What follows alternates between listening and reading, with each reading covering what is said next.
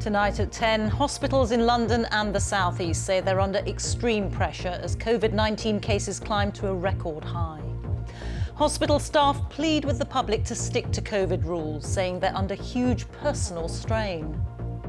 Once again, we're being asked to just dig a bit deeper, work a bit hard, which we're all desperately trying to do, but we are shattered.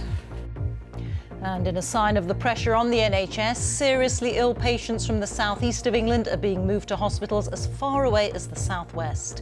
Also tonight, the delay to the return of secondary schools in England will be as short as possible, say ministers, but it's a big challenge for some families. I am concerned that kids, are spreading it in schools, but at the same time, I think their education is so important. Another 20 million people in England go into Tier 4, the highest level of COVID restrictions. The end of a nearly 50-year marriage. At 11 p.m. tonight, the UK leaves the trading bloc of the EU. And a rare sight of fireworks this new year in Sydney, which bucks the trend elsewhere for a muted celebration.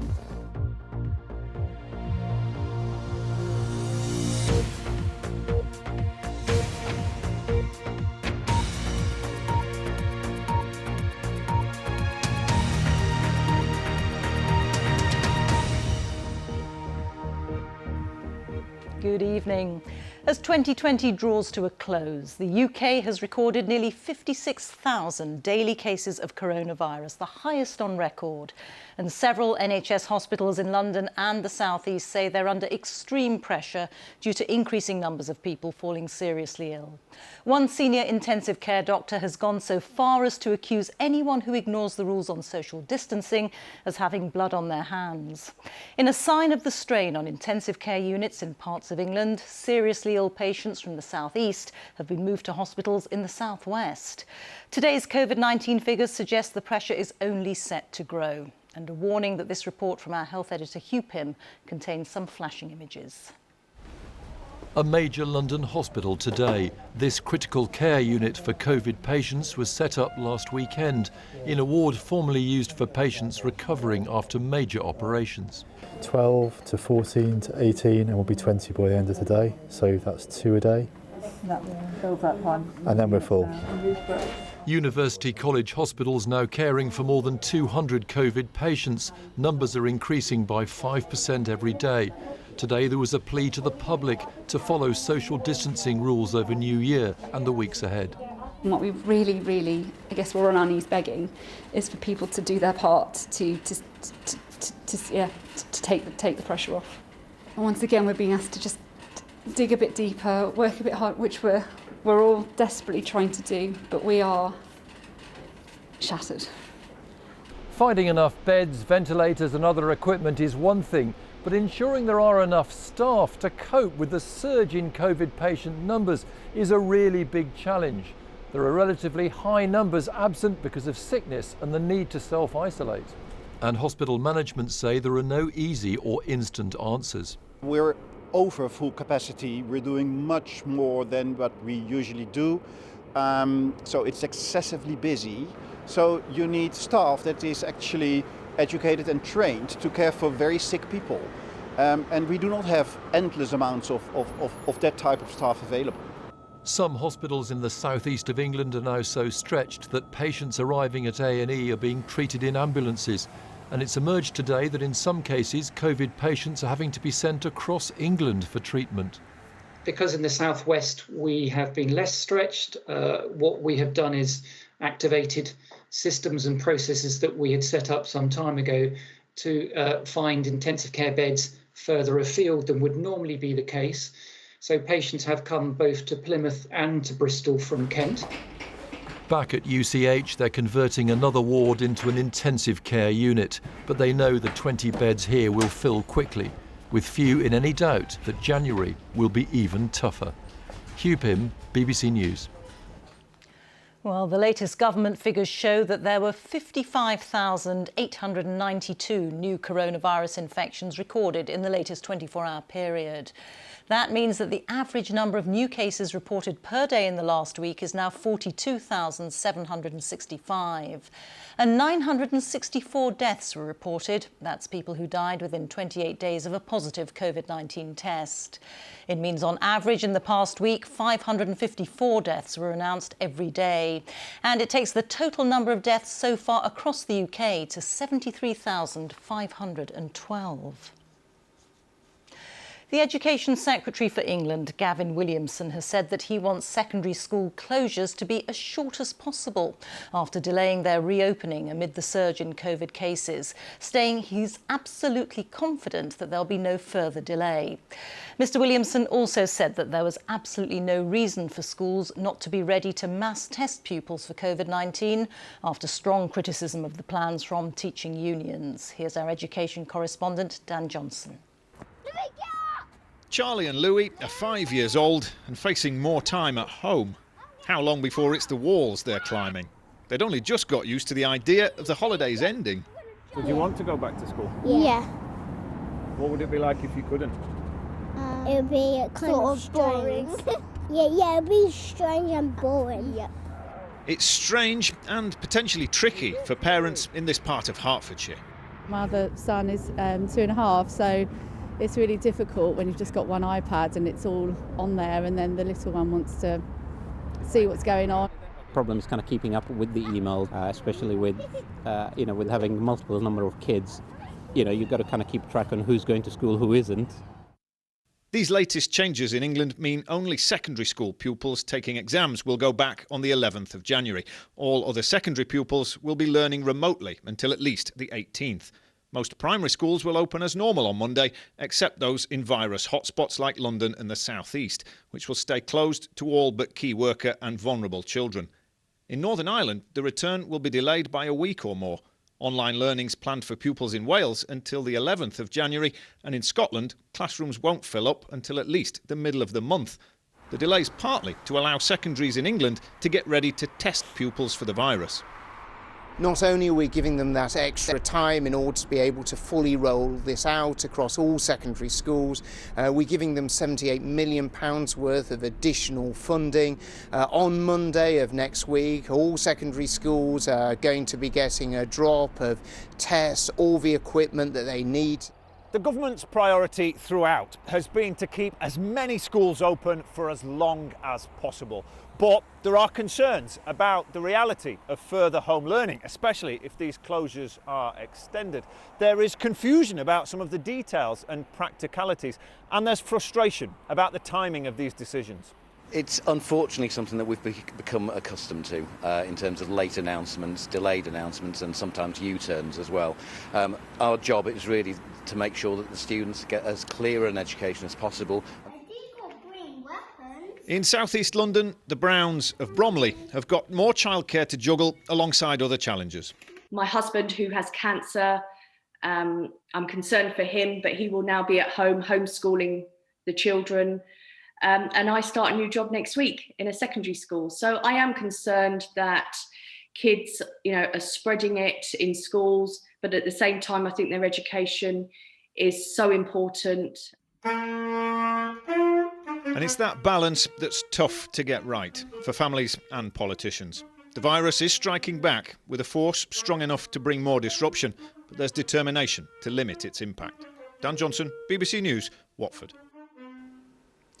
COVID loves a crowd. That's the warning message from NHS leaders who are urging people not to celebrate the new year with anyone outside their household.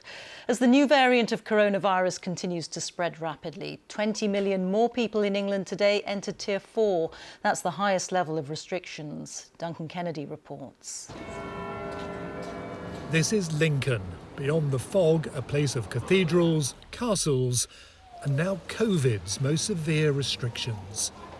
The city joins the whole of the East Midlands going into Tier 4, 2020, with one final sting in its tail. Burnley is another place where the dark colours of the Tier 4 map have also encroached, a town of 90,000 people joining the lockdown.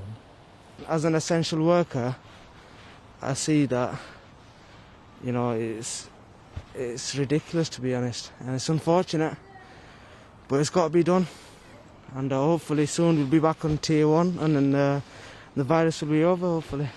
I think the more you look at it, the deeper you think about it, the more it's going to affect you. It's not just urban areas going into Tier 4. This is Wellow on the borders of Hampshire, Wiltshire and the New Forest. A place where locals have turned to dark humour to lighten the new mood of lockdown. In rural areas, you'd have thought that we might have escaped the worst of it. You're right. We haven't. The speed with which the new variant has been spreading locally is no different to anywhere in the urban areas, and so it doesn't surprise me that we have to follow the same rules as everybody else. Town or country, north or south, the government says infection rates have forced the changes in tiers. In fact, another 20 million people were brought into the Tier 4 level in England overnight, bringing the total to around 44 million people. That's 3/4 of the population of England. But look at this, not pictures from the archive, but Dan Latham pulling a pint at his pub today on the Isles of Scilly. It's the only place left in Tier 1. For a few, New Year's Eve will be a shared, safe moment. The pub's busy, which is a good thing, obviously. Food-wise is busy, drinks-wise is busy. And then I've got quite a lot of people booked in for our New Year's Eve menu tonight, obviously, as well, so that's a good thing again. Can we move here, please? Like the Isles of Scilly, the world will reopen again, and the word tears will lay on the pages of history books. But not now, not just yet. Duncan Kennedy, BBC News. I'm joined now by our health editor, Hugh Pym. Hugh, first of all, a word about the vaccine. There's been a clarification tonight. Yes, Rita. Earlier this month, when the Pfizer vaccine was rolled out, it was 3 weeks between the first dose and the second dose, and that's being administered as it builds up. But yesterday, when the Oxford-AstraZeneca vaccine was approved, the expert committee advising the government said the 3 weeks could actually be as long as 12 weeks, and it was more important to get as many people having the first dose as possible. Now, the British Medical Association, representing doctors, has stepped in today saying that is grossly unfair, partly because they'd planned this 3-week second dose and all that's been thrown out of kilter. And there are some people who are going to be very disappointed not to be getting the second dose after 3 weeks. So the UK's chief medical officers have had to step in this evening to say that they think it's greatly in everyone's interest to get as many of the first jabs into people as they can, because the great majority of protection does come from that first dose. And Hugh, you've been reporting throughout on this awful year in 2020. What can we hope for in the new year? Well, I was just looking back exactly a year, the 31st of December 2019, and we learned then that health officials were heading to the Chinese city of Wuhan to investigate a mystery pneumonia virus. And who'd have guessed then where we'd be exactly a year on, and just reflecting more than 900 daily reported deaths and a record more than 55,000 cases in the UK, it would have been completely inconceivable, and a lot of loss of life and tragedy involved there. So, but looking ahead, we now have these 2 vaccines. And again, who'd have believed a year ago that we'd get so quickly to having vaccines?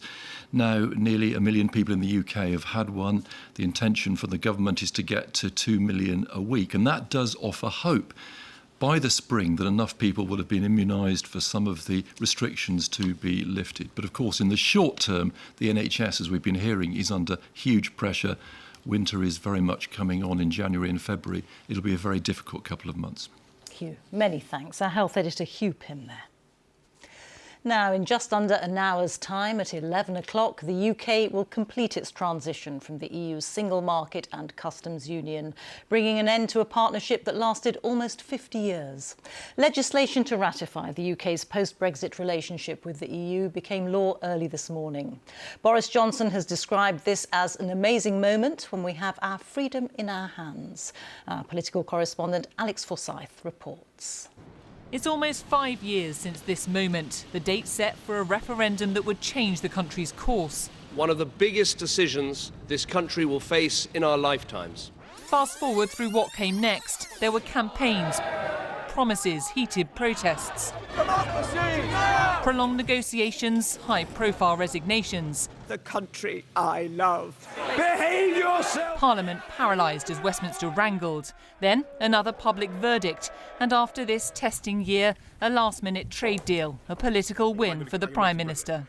The central purpose of this bill is to accomplish something that the British people always knew in their hearts could be done.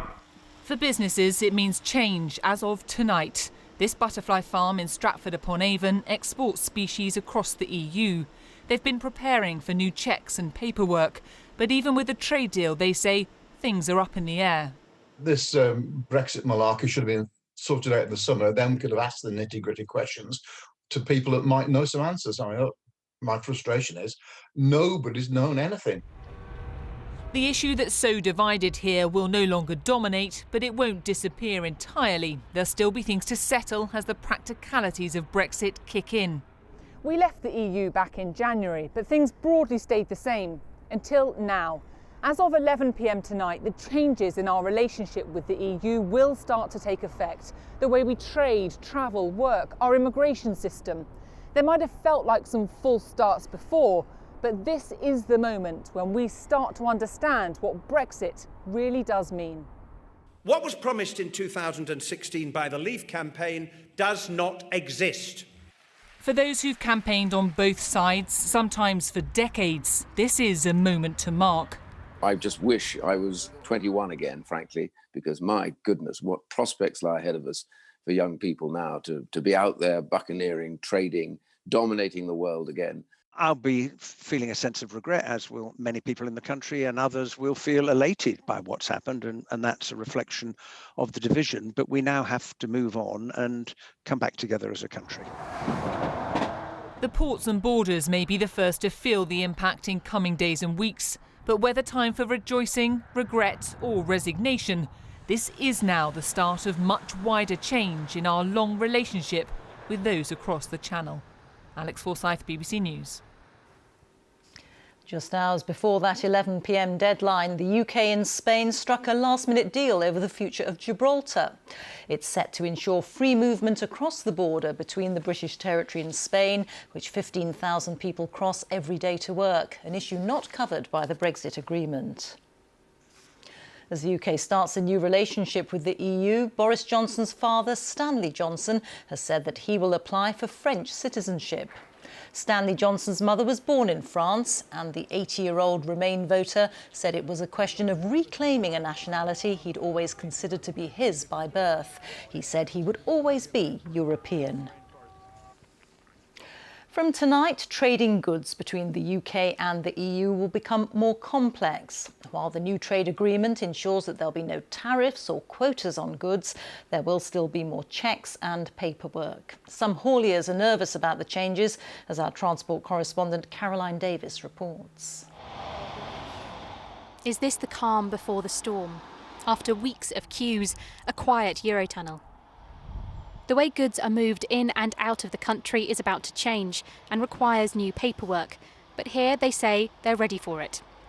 It will add no more time to their journey because it takes place where we're already doing safety and security checks. So it's all lumped together. So we don't really expect to see things build up until late on in the first week or early the second week of January. But some are not so confident. Concerned that delays will cost money, Rob's haulage company decided not to run lorries from the UK to the EU for the first week of January. We didn't think that the risk of joining a queue that could be 1 mile, 2 miles, 10 miles long in either direction was worth doing. New paperwork will also be required taking goods from England, Wales or Scotland to Northern Ireland. Sarah's haulage company, based in Larne in Northern Ireland, has already lost a customer because of the added complications.